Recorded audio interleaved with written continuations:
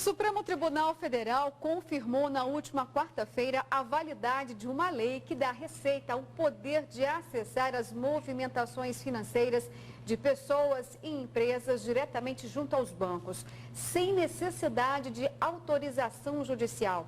E o mesmo vale para demais autoridades responsáveis pela cobrança de tributos de estados e municípios. E para falar sobre o impacto desta lei, eu converso ao vivo aqui no quadro Direito em Pauta, no Jornal da Manhã, com o advogado Darius Canavarros, que é especialista em direito tributário. Bom dia e seja bem-vindo.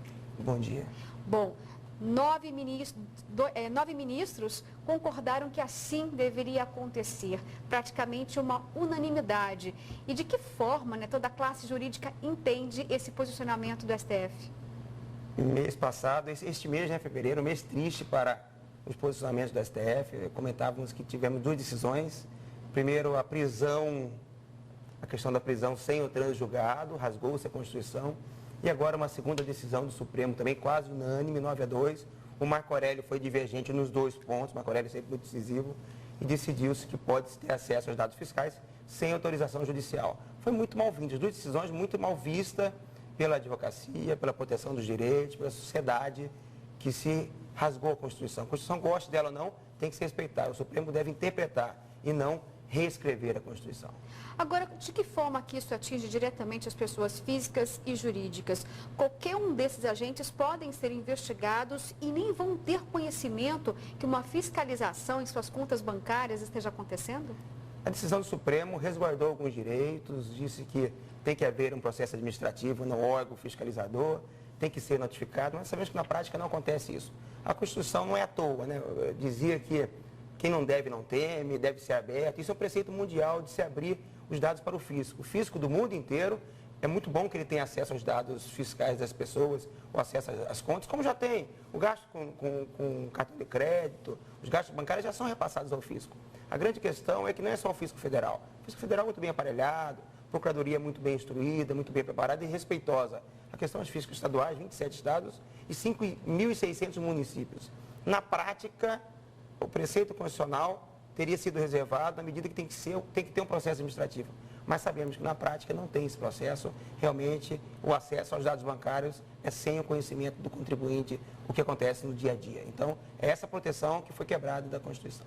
Agora, mas existem regras já estabelecidas, que vai depender da quebra desse sigilo ou não? Todo mundo é passível dessa fiscalização? Existem regras federal. O governo federal já, a Lei Complementar 105, inclusive foi objeto da decisão, ela já prevê alguns preceitos para poder ocorrer isso.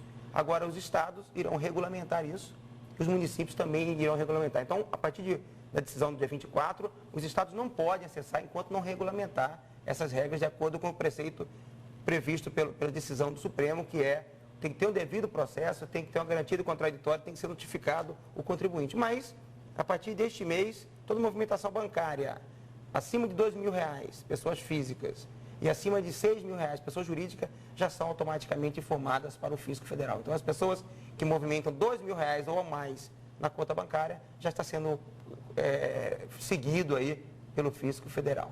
Doutor, em nome do combate da sonegação fiscal em detrimento da privacidade dos brasileiros? Essas decisões recentes, ficou-se com medo, inclusive, de, se fosse contrário, aí a quebra de sigilo, se abalar, inclusive, a Lava Jato, Porque se você diz que essa fiscalização ela foi irregular, ela poderia derrubar toda a fiscalização Lava Jato e outras medidas. Ninguém quer isso, lógico, nós queremos punição. A questão é que essas decisões, ao nosso ver, a solução tem que vir do judiciário. O judiciário é o terceiro não interessado. A morosidade do judiciário fez com que o próprio judiciário julgasse em desfavor da Constituição. Então, tanto a prisão anterior ao trânsito julgado, quanto ao acesso aos dados, basta uma decisão judicial. É que as decisões demoram muito. Então, os recursos protelatórios, tanto na esfera tributária quanto na esfera criminal, podem ser resolvidos simplesmente com agilidade do judiciário. Se você decide rápido, não tem recurso protelatório. É mais protelatória a decisão do que os recursos, na verdade.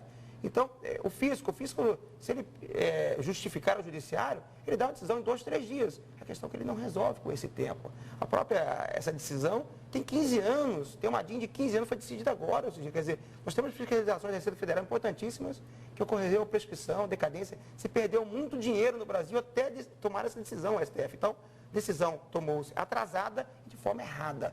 Tem que se mudar realmente a agilidade judiciária. Gilmar Mendes, inclusive, ano passado, né, justificou aí que segurou o processo. Ele assumiu que ele segurou um processo.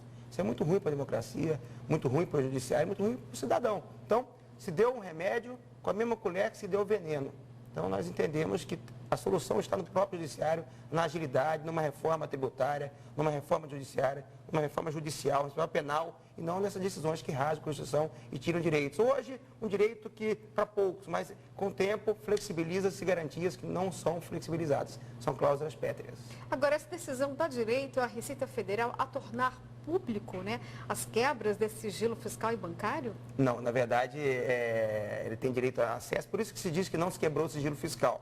Diz que transferiu dados do banco, que o banco já tem o acesso, para o governo, para a Receita, e ele tem a obrigação aí sim de manter o sigilo, tem obrigação inclusive com possível reparação civil, se ela passar para outros entes aí essa informação.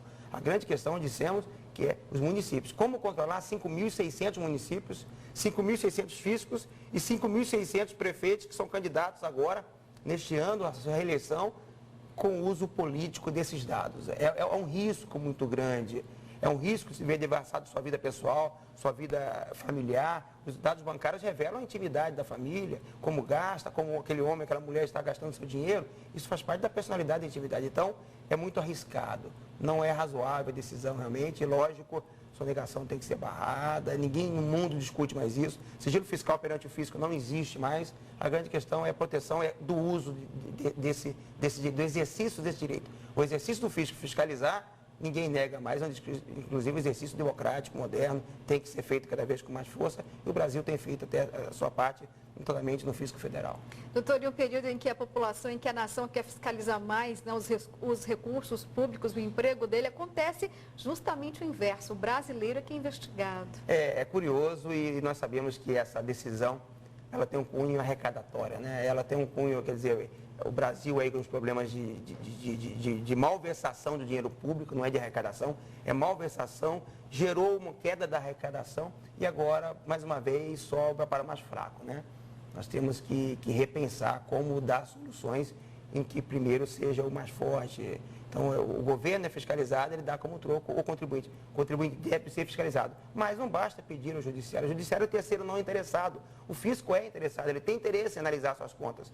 Quem vai fazer, não é bom quem faça a persecução penal, é o mesmo que faz, que julga, o mesmo que decide, o mesmo que prende. Cada um tem seu papel. E assim também no direito tributário. Então, o ente tributante tem que pedir autorização para o terceiro não interessado. O judiciário faria, às vezes, o terceiro não interessado. Se é pertinente ou não ter acesso àqueles dados em tais circunstâncias e como utilizar esses dados. Então, perdeu o contribuinte, o Estado está sendo fiscalizado, o contribuinte também está sendo, mas quando você fiscaliza o contribuinte, você tem risco, e a gente sabe que isso ocorre no dia a dia, de se você utilizar uma versação desses dados importantíssimos. Então, foi rasgando a palavra até do Marco Aurélio muito forte, né? Acabou de lançar um livro aí, Cidadania. Ele disse que foi rasgado, foi reescrita a Constituição e o legislador, o judiciário não tem o poder de reescrever a Constituição sob pena de quebrar a tríade aí, a tripartição de poderes muito importante. Então, foi um mês triste para Mato Grosso, a perda do João Sebastião no fim de semana, uma grande perda para a arte, e um mês triste na decisão da cidadania do Brasil, exercício da cidadania, que perdemos aí a questão da garantia, duas garantias importantíssimas constitucionais, que é a garantia de não ser presa antes do trânsito julgado e a garantia de não ser fiscalizado sem autorização do judiciário. Agora, a Ordem dos Advogados do Brasil fez algum posicionamento diante da quebra do sigilo fiscal?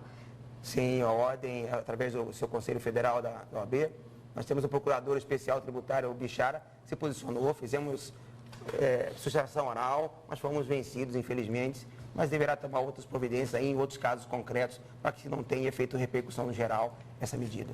Doutor, muito obrigada pela sua participação aqui no Jornal da Manhã. Obrigado e bom dia.